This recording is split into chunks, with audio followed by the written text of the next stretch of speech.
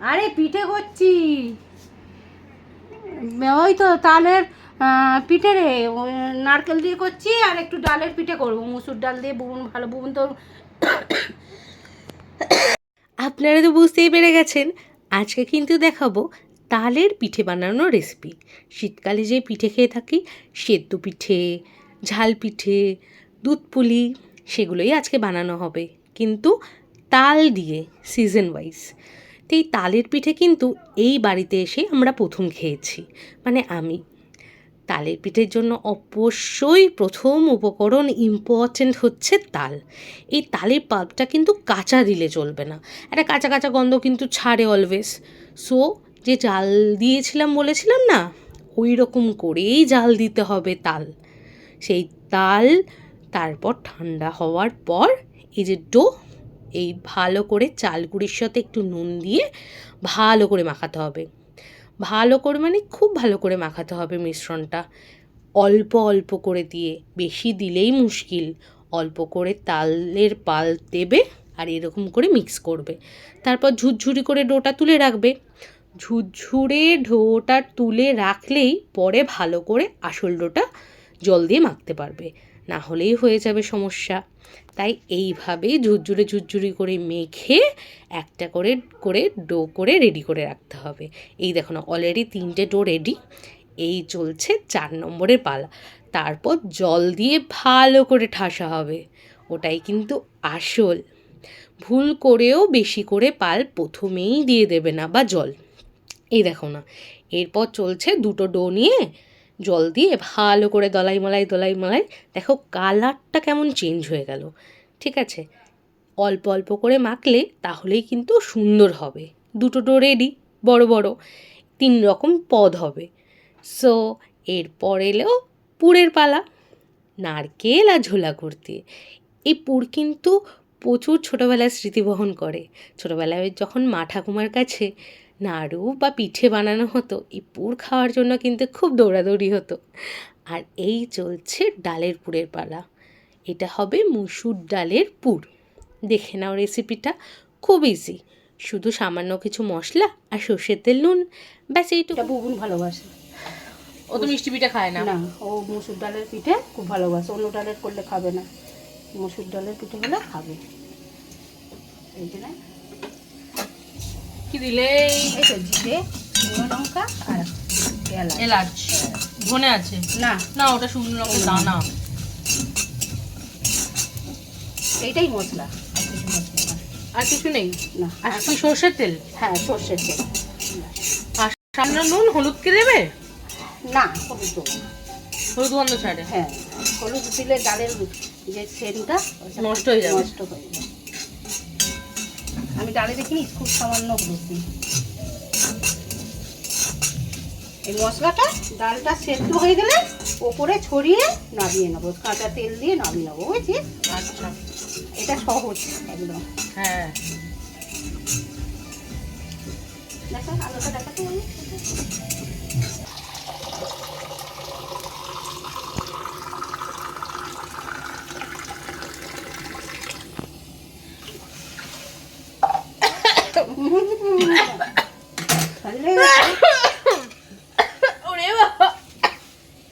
ডালটা দিয়ে দেবো, দেখছো?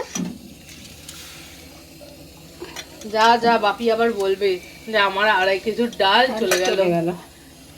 চলো, বাপিও তো বললো ডালের খাবো। আমি বললাম তুমি খাবে কি ডালের? বললো হ্যাঁ খাবো, বললেই খাবো। ডাল কি আর বাপি বাপি খাবে ছাড়বে না? না। আমি নাহলে ভুবনের মতন করতাম, তোর আর ভুবনের। এই ডালটা পুরো বয়েল হবে, ড্রাই করে কি? ড্রাই করে।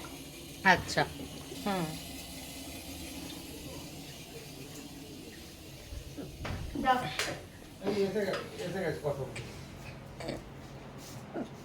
হ্যালো,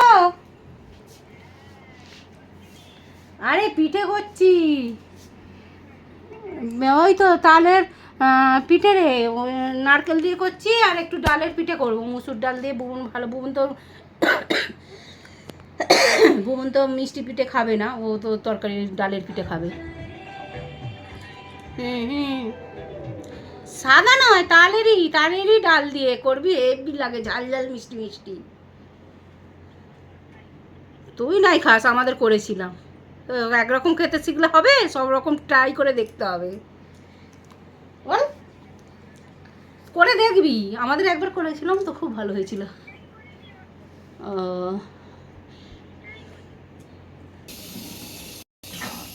সরষের তেল দেবো, হ্যাঁ।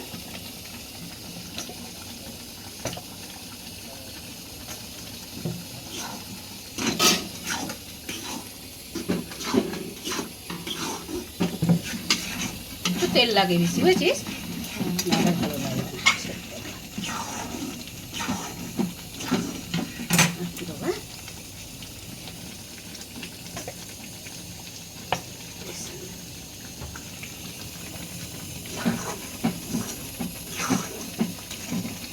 দেখেই তো মনে হচ্ছে সেদ্ধ খেয়ে নিই। বল, মনে হচ্ছে একটু ভাত আর আলু সিদ্ধ দিয়ে মেখে খেয়ে নিই। মশলাটা দিই। লঙ্কা আছে, হাত দেবো না, বুঝছিস? এই জন্য এরকম করে দিচ্ছি।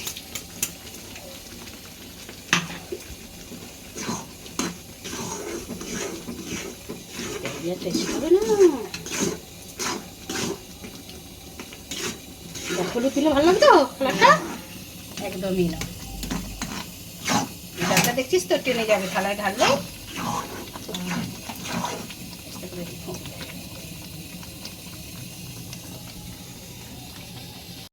তাড়াহুড়ো করলে কিন্তু চলবে না, সেই জন্যই হয়তো এই পিঠে পার্বণগুলো আমাদের শীতকালেই রাখা হয়েছে। এই পুরগুলো বানিয়ে যথেষ্ট সময় দিতে হবে ঠান্ডা করার, নাহলে কিন্তু খুব মুশকিল, হাত পুড়ে যাবে যে। আর এই যে মোমো স্ট্যান্ড দেখছো, এতেই করে আমরা কিন্তু স্টিম পিঠেটা করি। নিচে জল দিয়ে দিই আর ওপরে দুটো লেয়ারে পিঠে হতে থাকে। যাই হোক, দেখে নিতে হবে যে ডোটা বানিয়ে রেখেছিলাম সেটা টাইট হয়ে গেছে কিনা। যদি টাইট হয় একটু জল দিয়ে মেখে নিতে হবে। আমার ডোটা না ঠিক আছে একদম। দুটো ডোই দেখে নেব। এবার যদি তোমাদের একটা পিঠে করতে করতে অন্য ডোটা টাইট হয়ে যায়, অল্প করে জল নেবে আর ভালো করে মেখে নেবে, যেন ডোটা পারফেক্ট থাকে। না হলেই কিন্তু হয় পিঠে ফেটে যাবে, আর নয়তো এমন হিপসি হয়ে যাবে সেই দাঁত দিয়েও কামড়াতে পারবে না। তো এই ডোটা কিন্তু মাস্ট, ঠিক আছে? আর এই ডাল গরম গরম ধোয়া। এবার মা বসে গেল পিঠের ঠুলি করতে। দেখো না, মা একদম ছোট ছোট আর শৌখিন কিন্তু পিঠে বানায়। আমার হাতে বড় বড় পিঠে হয়ে যায়। আমি, বাপি, তারপর কাঞ্চনের ঠাকুমা, আমাদের বাড়িতেও বড় বড় সাইজের পিঠে হতো। আর মা না ছোট্ট ছোট্ট পিঠে করে। এটা তো সেদ্ধ পিঠে, এটা যা সাইজ এটা মিডিয়াম সাইজ। আর দুধ পিঠেটা দেখবে আরও ছোটো ছোটো করবে। কি সুন্দর দেখো, কি সুন্দরভাবে মুড়ে নিচ্ছে। খুব সুন্দর পিঠে বানায় জানো তো। আর খুব তাড়াতাড়ি করে, খুব ফাস্ট কাজ। মা এত ছটপটে, বিশ্বাস করো, মানে তাড়াহুড়ো করে মানে কিভাবে কম সময়ে সব কাজ সেরে নিতে পারে, এগুলো কিন্তু শেখার বিষয়। আজকেকার দিনে কিন্তু এই পিঠে, নাড়ু, তালের বড়া প্রায় দিনে দিনে বাড়ি থেকে উঠে যাচ্ছে। আমরা আমাদের ঠাকুমা দাদুদের হারাচ্ছি, আর সঙ্গে চলে যাচ্ছে আমাদের ঐতিহ্য। দেখো, সব কিছু চাইলেই কিন্তু করা যায়, কোনো কিছু বাহানার নয়। আমি পারি না, পারবো না, সময় হচ্ছে না। আসলে ভাবো তো, এত বড় রোগ নিয়ে যদি এই মানুষটা ফ্যামিলির কথা ভেবে যদি বানাতে পারে, তোমরা কেন পারবে না? ছোট ছোট ডিপ্রেশন কেন এত মাথা চাকা দেবে? আমরা যদি সায় না দিই, তাহলে কোনো কিছুই কিন্তু পারবে না আমাদের ওপর হাবি হতে। তাই যে কোনো সিচুয়েশন হোক, হাসি মুখে আমাদের মেনে নিতে হবে এবং লড়াই করে আনন্দ করে জীবন বাঁচতে হবে। এই যে দেখো না, এই ধরো পুরটা জীবনের সমস্যা, আর এই যে খোলস সেটা হচ্ছে আমাদের হাসি মুখ। এবার চলে যাবে একটু সময়ে সেদ্ধ হতে। দেখবে যখন সেদ্ধ হয়ে জিনিসটা বেরোবে, এই যে লড়াইটা সেদ্ধ হতে হতে, সময়ের এই যে লড়াই হতে হতে, তার যে আউটকাম খুব সুন্দর হবে। আর তুমি এই যে জীবনের এই হাসি মুখটা যদি ঠিকঠাক না রাখো, তখন কিন্তু এই জীবনটা এই যে পিঠে ভেঙে যাওয়ার মতো ভেঙে যাবে। তাই সব কিছুর সাথে জড়িত। এই ছোট ছোট জিনিসগুলো জীবনে এত ইম্প্যাক্ট ফেলে বলার মতো নয়। এগুলো কিন্তু অনেক জরুরি আমাদের জীবনের। বিশেষ করো এই পিঠে নাড়ু তালের বড়ার সাথে আমার ছোটোবেলার প্রচুর স্মৃতি জড়িত। আমি আমার ঠাকুমাকে হারিয়েছি। আমার ঠাকুমা কিন্তু আমার কাছে খুব প্রিয়, সবচেয়ে বেশি ভালোবাসার মানুষ ছিল। যখনই এই জিনিসগুলো দেখতে পাই না, আমার বারবার তার কথা মনে পড়ে। আমি কোনো মুহূর্তে ভুলতে পারি না। ঠাকুমা কিন্তু একটা কথা সত্যি বলতো, যে আমি যখন থাকবো না দেখবি এইগুলোর কিন্তু চল কমে যাবে। এখন কিন্তু বাস্তব। আগে আমরা একান্নবর্তী পরিবার ছিলাম, ঠাকুমা কিন্তু সব কিছু বলে রাখতো, সেই অনুযায়ী অ্যারেঞ্জ হতো। এখন হয়েছে 3টে হাঁড়ি, 3টে হাঁড়ির সাথে 3টে পছন্দ, তার সাথে কিন্তু এইগুলো তুলনামূলকভাবে কমেছে, হারিয়ে যায়নি। কিন্তু প্রত্যেকটা কামড়ে প্রত্যেকটা স্মৃতি মনে পড়ে যায়। বিশ্বাস করো, সেই ভালোবাসা মানুষটা আমার কাছে। আর এই দেখো, আমার পিঠের কিন্তু প্রথম লট রেডি, গরম গরম। আর ছোটো ছোটো পিঠেটা সেদ্ধ হয়ে কতটা বড় হয়েছে দেখো। আর এই তো আছে সেকেন্ড লট। আর এখানে দুধ জাল দেওয়া রাখা আছে, সঙ্গে আছে এলাচ তেজপাতা ফুটিয়ে রেখে দিয়েছি। এটা হতে হতে তারপর কিন্তু দুধ পিঠে করা হবে। দেখে নাও। এই যে দুধ ফুটছে, দিয়ে দিতে হবে।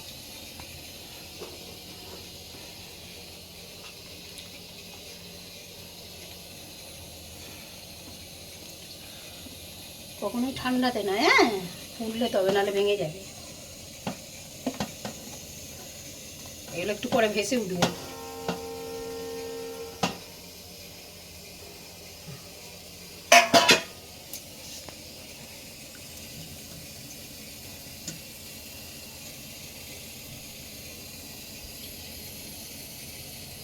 শুনেছি নাকি দুধ উতলানো শুভ।